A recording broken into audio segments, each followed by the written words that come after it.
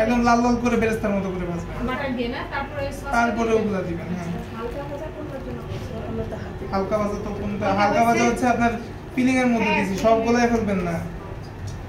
এর জন্য এগুলা দেখতে হয় আর লিখতে হয় যে কোন জায়গায় কি। আপনারা তো খালি এক পাইছেন মোবাইল, আর মোবাইলের ভিডিও খুঁজতে আধা ঘন্টা সময় লাগে। এই যে আপনার এতদিন যে নেট অফ ছিল, মোবাইলের ভিডিও পাইছেন কই? আছে তো, সেভ করা আছে। সব ফোন এর জন্যই মাথায় তারপর দেখছি।